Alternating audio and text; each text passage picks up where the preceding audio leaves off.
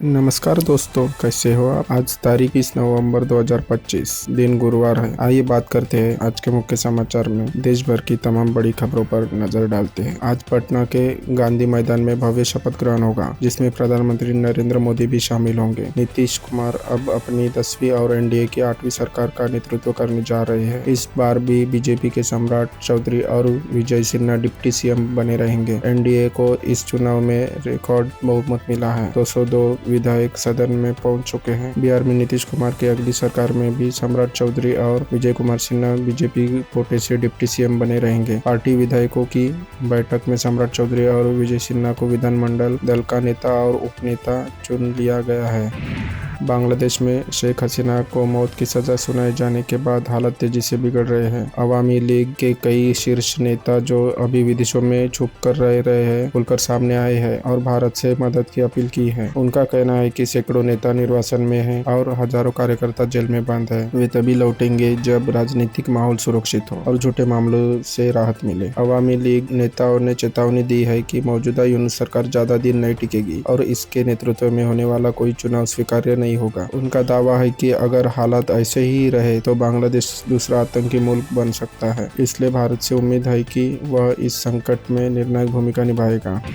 किराए पर रहने वालों और मकान मालिकों दोनों के लिए बड़ी खबर है। सरकार ने न्यू रेंट एग्रीमेंट 2025 लागू कर दिया है, जिससे अब किराएदारी का पूरा सिस्टम और पारदर्शी व सुरक्षित हो जाएगा। सबसे बड़ा बदलाव यह है कि अब हर रेंट एग्रीमेंट को साइन होने के 2 महीने के भीतर रजिस्टर कराना जरूरी होगा। नहीं करने पर 5,000 रुपए का जुर्माना भी लग सकता है। किराएदारों को अब राहत मिलेगी। सिक्योरिटी डिपॉजिट सिर्फ 2 महीने के किराए जितना, अचानक बेदखली नहीं और किराया बढ़ाने के लिए नियम तय। वही मकान मालिकों के लिए भी फायदे हैं। टीडीएस की सीमा बढ़कर 6 लाख सालाना हो गई है और रेंट विवादों के लिए फास्ट ट्रैक कोर्ट बनेंगे। यह नए नियम किराएदार और मकान मालिकों दोनों के लिए गेम चेंजर साबित होंगे। बिहार में नीतीश कुमार की नई सरकार आज गांधी मैदान में शपथ लेने वाली है और इसी बीच पटना के मौसम को लेकर बड़ी अपडेट सामने आई है। आज पटना में सुबह और शाम घना कोहरा छाने के आसार है, जबकि दिन में हल्की धूप से ठंड में थोड़ी राहत मिल सकती है। हवा की रफ्तार कम होने से तापमान में 1 से 2 डिग्री बढ़ोतरी संभव है, लेकिन इससे प्रदूषण बढ़ने का खतरा भी रहेगा। सुबह विजिबिलिटी कम रह सकती है, इसलिए शपथ ग्रहण समारोह में जाने वालों को थोड़ी सावधानी बरतनी होगी। दिन का तापमान 26 से 32 डिग्री और रात का 12 से 18 डिग्री सेल्सियस रहने का अनुमान है। कुल मिलाकर मौसम ठंडा रहेगा, लेकिन कार्यक्रम बिना किसी बाधा के संपन्न होने की संभावना है। नोएडा के सेक्टर 63 के पास नगलक हुकम सिंह गांव में बड़ा हादसा हो गया, जहां एक निर्माणाधीन 3 मंजिला इमारत अचानक ढह गई। आशंका है कि कई मजदूर मलबे में दबे हुए हैं। प्रशासन, पुलिस, एसडीआरएफ और एनडीआरएफ टीमें मौके पर पहुंचकर तेजी से रेस्क्यू ऑपरेशन चला रही है। अब तक 4 मजदूरों को बाहर निकाला गया है, बाकी की तलाश जारी है। ग्रामीणों के अनुसार इमारत में चौथी और तीसरी मंजिल पर अवैध निर्माण हो रहा था और कच्चा लेंटर सेंटिंग हटाते ही भर कर गिर पड़ा, जिससे पूरा ढांचा ढह गया। जेवर एयरपोर्ट के दूसरे चरण में विस्थापन और मुआवजे की उम्मीद में इस क्षेत्र में अवैध निर्माण तेजी से बढ़ रहे हैं। हादसे ने प्रशासनिक लापरवाही पर फिर सवाल खड़े कर दिए हैं। भारत की एजेंसियों को बड़ी सफलता मिली है। लॉरेंस बिश्नोई का छोटा भाई और मोस्ट वांटेड अपराधी अनमोल बिश्नोई को अमेरिका से डिपोर्ट कर भारत लाया गया है। उसका प्लेन आईजीआई एयरपोर्ट पर उतरते ही एनआईए अधिकारी उसे सीधा पटियाला हाउस कोर्ट लेकर जाएंगे। अनमोल पर हत्या, सुपारी किलिंग और एक्सटॉर्शन जैसे 18 बड़े मामले दर्ज है और एनआईए ने उस पर 1 करोड़ का इनाम रखा था। अनमोल विदेश में बैठकर लॉरेंस गैंग का ऑपरेशन संभालता था और बाबा सिद्दीकी मर्डर के, सलमान खान गोलीकांड और मूसेवाला हत्याकांड में भी उसका नाम जुड़ चुका है। अमेरिका की कड़ी नई इमिग्रेशन नीति के चलते वह 1.5 साल की डिटेंशन के बाद तेजी से डिपोर्ट किया गया। भारत की वायुसेना को जबरदस्त बढ़त दिलाने वाला बड़ा अपडेट सामने आया है। रूस ने दुबई एयर शो में अपने अदृश्य लड़ाकू विमान Su-57E का एक्सपोर्ट वर्जन पेश करने के साथ भारत को एक विशाल डिफेंस पैकेज ऑफर किया है। इसे राफेल का भी बाप कहा जाता है और कई एक्सपर्ट्स के मुताबिक इसकी स्टेल्थ क्षमता के सामने F-31 भी पीछे छूट जाता है। पुतिन की भारत यात्रा से पहले दिए गए इस प्रस्ताव में फाइटर जेट्स की supply, licence production, unlimited technology transfer और 10 से ज्यादा नए एयर लॉन्च हथियारों को भारत में बनाने की सुविधा शामिल है। रूस ने ये भी कहा है कि भारतीय हथियारों को भी Su-57E में इंटीग्रेट किया जा सकता है। अगर डील फाइनल होती है तो भारत को अदृश्य लड़ाकू विमान बनाने की क्षमता मिल सकती है और वायुसेना की ताकत कई गुना बढ़ सकती है। ग्लोबल मार्केट में कच्चे तेल के दाम फिर उछल गए हैं और इसका असर आज भारत के कई शहरों में पेट्रोल डीजल की कीमतों पर साफ दिखा। ब्रेंट क्रूड $65 प्रति बैरल के करीब पहुंच चुका है, जिसके चलते नोएडा, गुरुग्राम समेत कई जगहों पर तेल के रेट बढ़ गए। नोएडा में पेट्रोल 25 पैसे बढ़कर 95.12 रुपए और डीजल 28 पैसे बढ़कर 88.29 रुपए लीटर हो गया है। हालांकि दिल्ली, मुंबई, चेन्नई और कोलकाता जैसे महानगरों में आज भी कीमतें स्थिर है। क्रूड के लगातार चढ़ने से आने वाले दिनों में और महंगाई बढ़ सकती है। लोग भी सोच में है कि कहीं पेट्रोल डीजल फिर से महंगा तो नहीं होने वाला।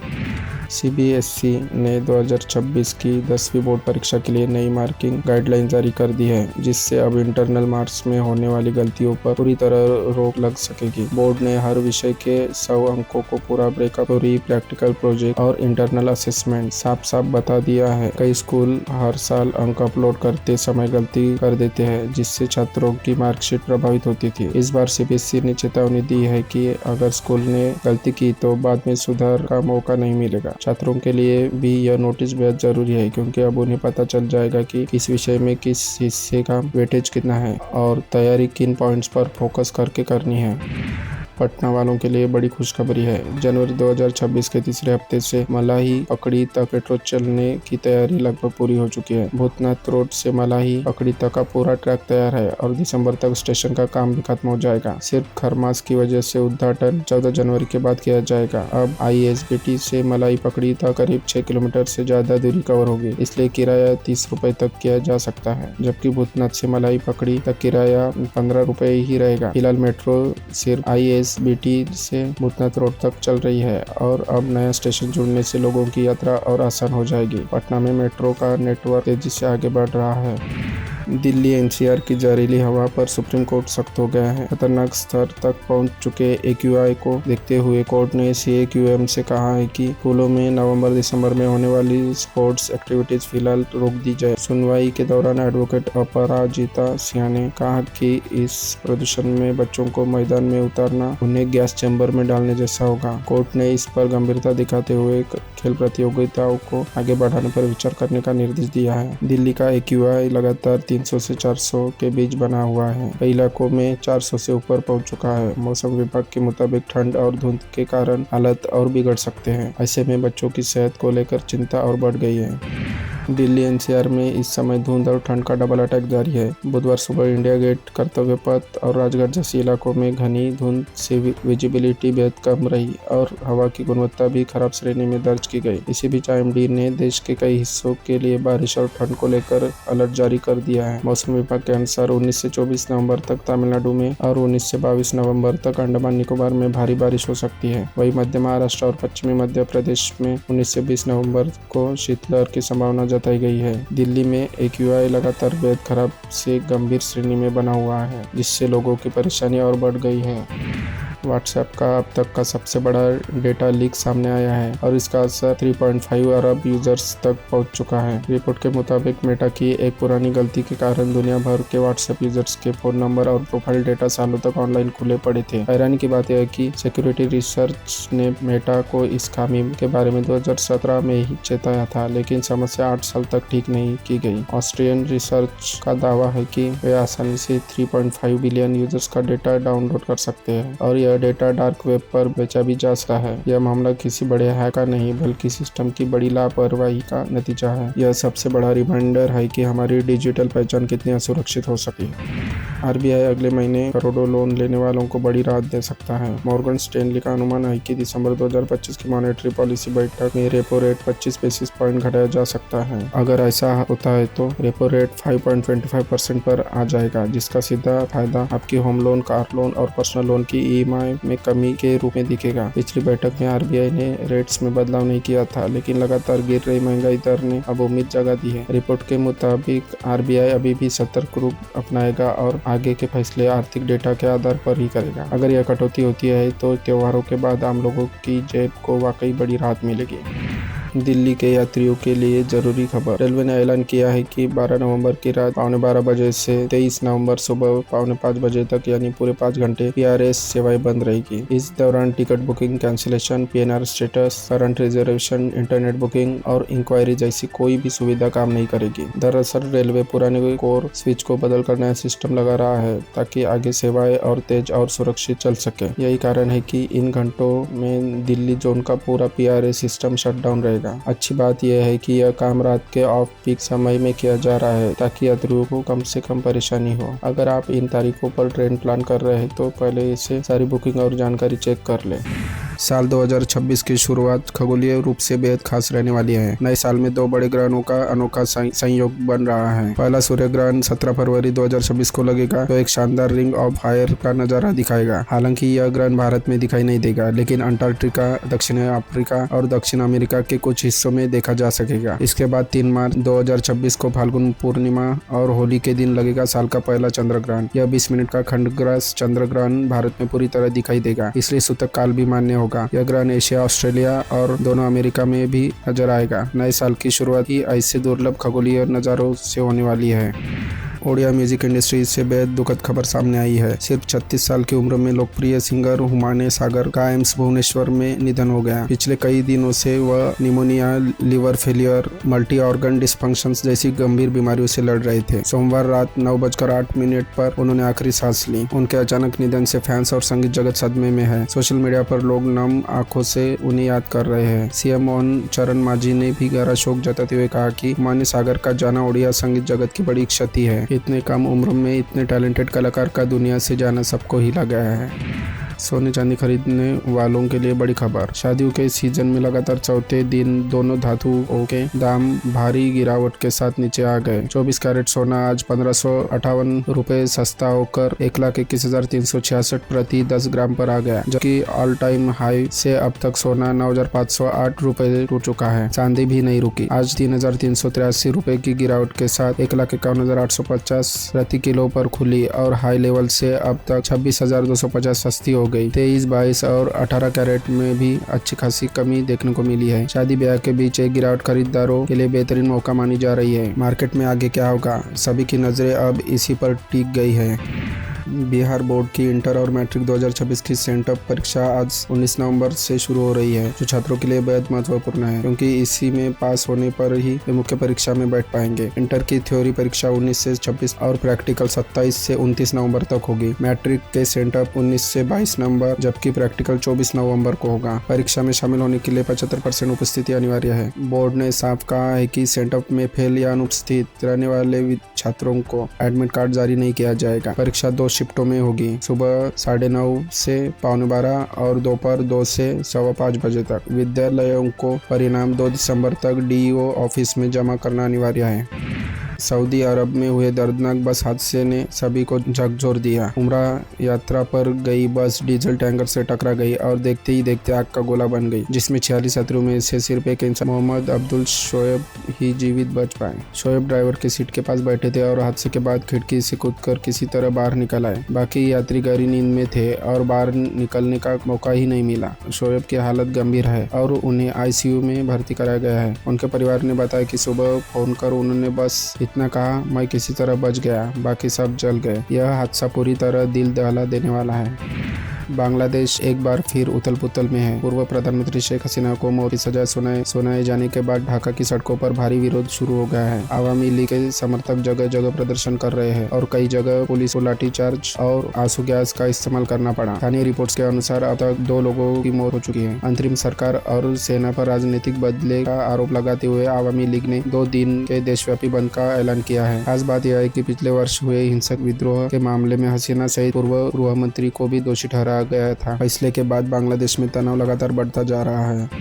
महाराष्ट्र की राजनीति एक बार फिर गर्म है। उप मुख्यमंत्री अजित पवार पर 500 करोड़ रुपए के अस्पताल घोटाले का आरोप लगाया गया है। सामाजिक कार्यकर्ता अंजलि दमानिया का दावा है कि BMC का शताब्दी अस्पताल PPP मॉडल के जरिए पवार के रिश्तेदारों को दिया जा रहा है। यह मामला उस समय उभरा है जब अजित पवार पहले से ही अपने बेटे पार्थ पवार से जुड़े पुणे भूमि विवाद को लेकर घिरे हुए हैं। दमानिया का आरोप है कि अस्पताल की बोली पवार परिवार से जुड़े ट्रस्ट ने लगाई है। विपक्ष लगातार मुखर है, जबकि सरकार का कहना है लिखित शिकायत बेद आने पर ही कार्रवाई होगी। ये विवाद महाराष्ट्र की राजनीति में नई हलचल पैदा कर रहा है। उत्तराखंड में महिलाओं को आर्थिक रूप से मजबूत बनाने के लिए लखपति दीदी योजना तेजी से आगे बढ़ रही है। अभी तक 1,63,000 महिलाएं इस स्कीम के तहत लखपति बन चुकी है। अब सरकार का नया लक्ष्य है 1.25 लाख और महिलाओं को लखपति बनाना। ग्राम्य विकास सचिव धीराज गर्ब्याल ने बताया कि 2025-26 में 1,20,000 अतिरिक्त महिलाओं को रोजगार और आजीविका गतिविधियों से जोड़कर आर्थिक रूप से आत्मनिर्भर बनाया जाएगा। राज्य में 68,000 से ज्यादा स्वयं सहायता समूह और 5 लाख महिलाएं पहले से काम कर रही है। योजना की बेहतरी के लिए पर्यटन विभाग को भी जोड़ा जाएगा और महिलाओं को प्रशिक्षण, मार्केटिंग और तकनीक सहायता देकर उनके व्यवसाय को आगे बढ़ाया जाएगा। यूट्यूबर अरमान मलिक एक बार फिर चर्चा में हैं, लेकिन इस बार वजह बेहद चिंताजनक है। अरमान ने खुलासा किया है कि उन्हें पिछले 1 महीने से जान से मारने की धमकियां मिल रही है। इतना ही नहीं, धमकी देने वाले शख्स ने उनके बच्चों को भी नुकसान पहुंचाने की बात कही है। अरमान ने इंस्टाग्राम पर एक वीडियो जारी कर पंजाब पुलिस से सुरक्षा की मांग की है। उन्होंने धमकी की ऑडियो क्लिप भी साझा की जिसमें आरोपी कहता है, तेरे बच्चों को पहले गोली लगेगी फिर तुझे। यह सुनकर अरमान खुद भी स्तब्ध है और तुरंत कार्रवाई की अपील कर रहे हैं। अरमान ने कहा कि परिवार बेहद डरा हुआ है और पुलिस से उम्मीद है कि जल्द कार्रवाई होगी।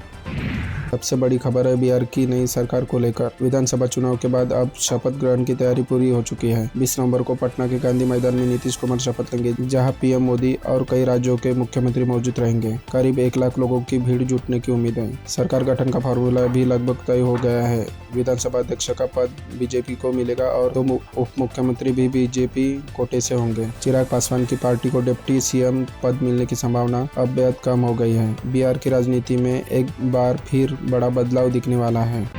पीएम किसान योजना की 21वीं किस्त का इंतजार कर रहे हैं किसानों के लिए बड़ी खबर है। 19 नवंबर बुधवार को प्रधानमंत्री मोदी 2-2 हजार रुपए की किस्त जारी करेंगे, लेकिन ध्यान रहे हर किसान के खाते में पैसा नहीं आएगा। जिन किसानों ने अब तक KYC नहीं कराई, बैंक आधार लिंक नहीं किया या जिनकी बैंक डिटेल गलत है, उनकी किस्त अटक सकती है। इसके अलावा जिन किसानों ने जमीन का वेरिफिकेशन पूरा नहीं किया है या दस्तावेज गलत अपलोड किए हैं, उनका नाम भी लिस्ट से हट सकता है। अब सरकार ने फार्मर रजिस्ट्री को भी अनिवार्य कर दिया है, यानी सिर्फ पीएम किसान पोर्टल पर रजिस्ट्रेशन काफी नहीं है। किसान भाई CSC सेंटर या अपने राज्य के कृषि पोर्टल से तुरंत रजिस्ट्री करवा ले, वरना किस्त खाते में नहीं आएगी।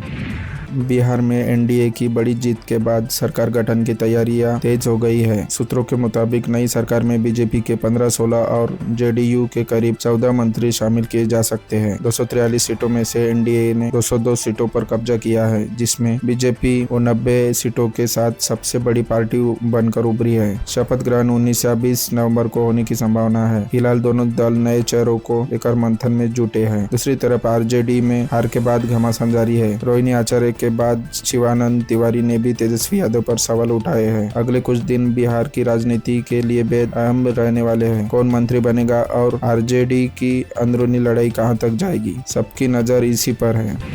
बांग्लादेश में हालात बेहद तनावपूर्ण है, क्योंकि आज अपदस्थ प्रधानमंत्री शेख हसीना के खिलाफ चले रहे मानवता के विरुद्ध अपराधों के मामले में विशेष ट्रिब्यूनल अपना फैसला सुनाने वाला है। ढाका में सुरक्षा चरम पर है और पुलिस को साफ आदेश दिया है कि अगर प्रदर्शनकारी हिंसक हुए तो सीधे गोली मारने की कार्रवाई की जाए। अभियोजन पक्ष ने हसीना के लिए मृत्युदंड की मांग दोहराई है और दोषियों की संपत्ति जब्त कर उसे पिछले साल के हिंसक प्रदर्शनों में मारे गए लोगों के परिवारों को देने की बात कही है। फैसले से पहले राजधानी में तनाव इतना अधिक है कि बड़े पैमाने पर बल तैनात किए गए हैं। आज का दिन बांग्लादेश की राजनीति और सुरक्षा स्थिति के लिए बेहद अहम माना जा रहा है। लद्दाख के लेह में सोमवार तड़के 3:15 बजे भूकंप का हल्का झटका महसूस किया गया। नेशनल सेंटर फॉर सिस्मोलॉजी के अनुसार भूकंप की तीव्रता रिक्टर पैमाने पर 3.7 दर्ज की गई है और इसका केंद्र जमीन की सतह से 10 किलोमीटर की गहराई पर था। हिमालय क्षेत्र 2 टेक्टोनिक प्लेट्स के मिलने वाले हिस्से पर स्थित है, इसलिए यहाँ भूकंप आना आम बात है। वैज्ञानिकों का कहना है कि अगर भूकंप का केंद्र कम गहराई पर हो तो कंपन ज्यादा महसूस होता है और खतरा भी बढ़ जाता है, जबकि गहराई ज्यादा हो तो नुकसान अपेक्षाकृत कम होता है। फिलहाल लेह में किसी बड़े नुकसान की खबर नहीं है, लेकिन लोग सतर्क है और प्रशासन हालात पर नजर बनाए हुए है। बिहार में नई सरकार के गठन की तैयारियां तेज हो चुकी है। एनडीए की ऐतिहासिक जीत के बाद अब 20 नवंबर को पटना के गांधी मैदान में शपथ ग्रहण समारोह होगा, जहां प्रधानमंत्री नरेंद्र मोदी भी मौजूद रहेंगे। एनडीए ने 243 में से 202 सीटें जीतकर बड़ा बहुमत हासिल किया है। नीतीश कुमार ने आज कैबिनेट की अंतिम बैठक बुलाई है, जिसमें विधानसभा भंग करने का प्रस्ताव पास किया जाएगा। इसके बाद वे राज्यपाल को इस्तीफा सौंपेंगे और फिर जेडीयू, बीजेपी और एनडीए विधानमंडल दल की बैठकें होंगी। इन बैठकों में नए नेता का चयन किया जाएगा। अभी स्पष्ट नहीं है कि मुख्यमंत्री पद की शपथ नीतीश कुमार लेंगे या कोई अन्य चेहरा सामने आएगा। लालू प्रसाद यादव के परिवार में बढ़ते विवाद का यूपी कनेक्शन अब साफ होता दिख रहा है। इससे पूरे विवाद में सबसे ज्यादा चर्चा में है रमीज नेमर, जो पूर्व सांसद रिजवान जहीर के दामाद हैं। लालू प्रसाद की बेटी रोहिणी आचार्य ने खुद उनके नाम का जिक्र किया, जिसके बाद मामला और गर्म हो गया। रमीज बलरामपुर का रहने वाला है और 2022 में तुलसीपुर के पूर्व चेयरमैन फिरोज पप्पू की हत्या के मामले में मुख्य आरोपी है। इसी केस में उसकी पत्नी जेबा और ससुर रिजवान जहीर भी आरोपी है। जमानत पर बाहर आने के बाद रमीज बिहार में राजद का सोशल मीडिया प्रबंधन संभाल रहा है। रमीज पर एनएसए और गैंगस्टर एक्ट भी लग चुका है, जिसमें विवाद और गहराता जा रहा है। यूपी में सर्दी ने इस बार रिकॉर्ड तोड़ शुरुआत कर दी है। नवंबर में ही शीतलहर का असर दिखने लगा है और दिसंबर के पहले हफ्ते से कड़कड़ाती ठंड शुरू होने वाली है। कानपुर लगातार प्रदेश का सबसे ठंडा शहर बना हुआ है, जहां रात का तापमान 7 डिग्री के आसपास पहुंच गया है। मौसम विभाग का कहना है कि पश्चिमी और दक्षिणी यूपी में अगले 1-2 दिन शीतलहर तेज रहेगी। पहाड़ों पर अक्टूबर में हुई भारी बर्फबारी और लगातार बारिश के कारण इस बार ठंड जल्दी और ज्यादा पड़ रही है। अगले 48 घंटे में हवा की दिशा बदल सकती है, लेकिन धूप के बावजूद सुबह शाम कोहरा और धुंध परेशान करेंगे। कुल मिलाकर यूपी में अब असली सर्दी दस्तक दे चुकी है। दिल्ली में व्यावसायिक वाहनों के लिए टोल भुगतान अब और आसान होने जा रहा है। एमसीडी जल्द ही अपने टोल सिस्टम में फास्टैग लागू करने की तैयारी कर रही है, जिससे ड्राइवरों को 2 अलग-अलग आरफीड टैग रखने की झंझट नहीं होगी। पहले एमसीडी टोल और ईसीसी वसूली के लिए अलग टैग रिचार्ज करने पड़ते थे, लेकिन अब एक ही फास्टैग से काम हो जाएगा। सुप्रीम कोर्ट द्वारा पर्यावरण क्षतिपूर्ति शुल्क को मंजूरी दिए जाने के बाद एमसीडी ने यह बड़ा कदम उठाया है। अब छूट श्रेणियां हटने से सभी व्यावसायिक वाहन फास्टैग से जोड़ दिए जाएंगे। एनएचएआई से बातचीत चल रही है और नए टेंडर में फास्टैग सिस्टम को शामिल किया जाएगा। इस फैसले से हजारों ड्राइवरों को बड़ी राहत मिलेगी और टोल प्लाजा पर समय की भी बचत होगी। हरियाणा में इस बार सर्दी ने तय समय से पहले ही दस्तक दे दी है। राज्य के 18 शहरों में तापमान 10 डिग्री से नीचे पहुंच गया, जबकि हिसार सबसे ठंडा रहा, जहां न्यूनतम पारा 6.8 डिग्री दर्ज किया गया। महेंद्रगढ़ भी 6.9 डिग्री के साथ टिटूरन में पीछे नहीं रहा। मौसम विभाग का कहना है कि हिमाचल में ताजी बर्फबारी के बाद चल रही बेहद ठंडी उत्तर पश्चिमी हवाओं ने हरियाणा का तापमान औसत से करीब 4 डिग्री नीचे कर दिया है। कई जिलों में तो दिन का तापमान भी सामान्य से काफी कम रिकॉर्ड हुआ। यमुनानगर में अधिकतम तापमान सिर्फ 23.5 डिग्री रहा। 19 नवंबर से मौसम और बदल सकता है तथा ठंड का असर और तेज महसूस होगा। नेपाल में राजनीतिक हलचल के बीच अब चुनाव की तारीखें तय हो गई है। चुनाव आयोग ने घोषणा की है कि 20 जनवरी 2026 को नामांकन होंगे और 5 मार्च 2026 को मतदान कराया जाएगा। हाल ही में हुए जेएनजेड के हिंसक प्रदर्शनों, जिसमें भ्रष्टाचार के खिलाफ और सोशल मीडिया बैन हटाने की मांग उठी थी, इसमें 76 लोगों की मौत के बाद हालत बिगड़ गए थे। इसके बाद 12 सितंबर को सुशीला कार्की ने अंतरिम प्रधानमंत्री के रूप में शपथ ली। संविधान के मुताबिक प्रतिनिधि सभा की 165 सीटों पर प्रत्यक्ष चुनाव होता है। 23 जनवरी नाम वापसी की आखिरी तारीख तय की गई है। नेपाल अब एक शांतिपूर्ण चुनाव प्रक्रिया की ओर बढ़ रहा है और दुनिया की निगाहें इसी पर टिकी है। भारत में कारोबार को आसान बनाने के लिए अब राज्य स्तर पर बड़े बदलाव शुरू हो गए हैं। देश के कई राज्य जैसे मध्य प्रदेश, आंध्र प्रदेश और त्रिपुरा 23 अहम रिफॉर्म्स पर तेजी से काम कर रहे हैं। इन सुधारों में जमीन और श्रम से जुड़े नियमों को आसान बनाना, बेवजह की कंप्लेंट्स जांच को कम करना और मिक्स्ड यूज डेवलपमेंट की मंजूरी शामिल है। केंद्र ने पिछले 11 साल में बिजनेस सुधारों की मजबूत नींव रखी और अब बारी राज्यों की है, जो मैन्युफैक्चरिंग और उद्योगों को नई रफ्तार दे सकते हैं। महिलाओं को नाइट शिफ्ट की अनुमति, दुकानों के लिए बड़े कार्य घंटे और उद्योगों के लिए आसान भूमि नियम जैसे कदम निवेश और रोजगार को बढ़ावा देंगे। भारत अब बिजनेस रिफॉर्म के नेक्स्ट लेवल में प्रवेश कर चुका है।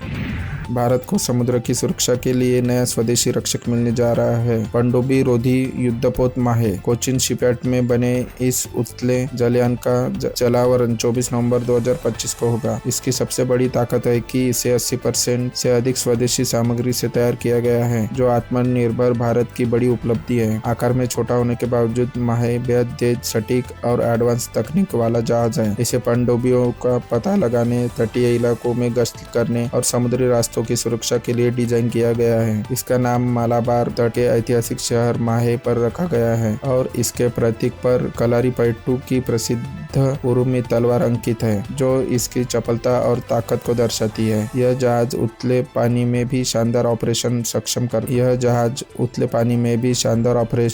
क्षमता रखता है।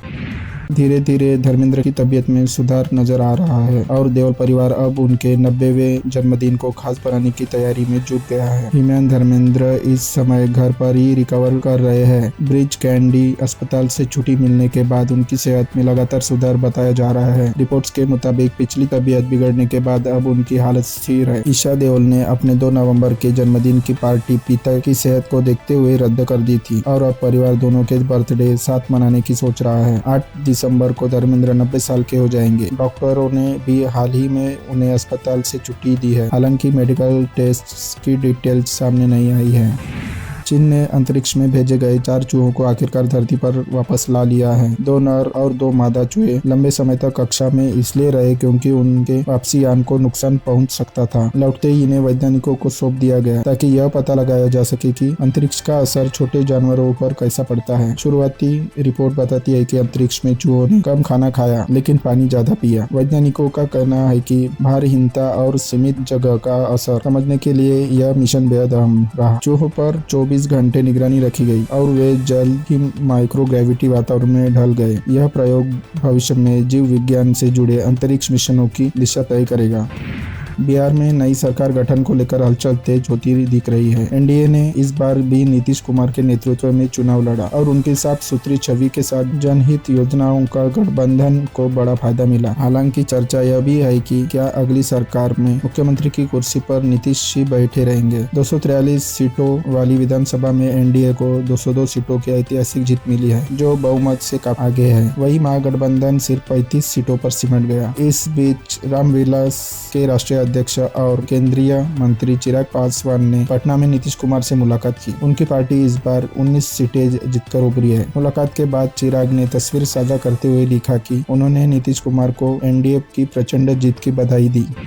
किसान सम्मान निधि योजना की 21वीं किस्त को लेकर बड़ी खबर सामने आई है। देश भर के करोड़ों किसानों को 19 नवंबर को अगली किस्त मिलने वाली है। इस योजना में साल भर में 6,000 रुपए 3 किस्तों में आज किसानों के खातों में भेजे जाते हैं और अब तक 20 किस्तें जारी हो चुकी है। पिछली बार 9.7 करोड़ किसानों को 20,500 करोड़ रुपए ट्रांसफर किए गए। 21वीं किस्त पाने के लिए किसानों का ई-केवाईसी पूरा होना जरूरी है। जिनकी ई-केवाईसी अधूरी रही उनकी पिछली किस्त रुक गई थी। ऐसे किसानों को अब एक साथ 4,000 रुपए मिलेंगे। 20वीं और 21वीं किस्त जोड़कर किसान अपने नाम की पुष्टि pmkisan.gov.in पर जाकर बेनिफिशियरी लिस्ट में कर सकते हैं।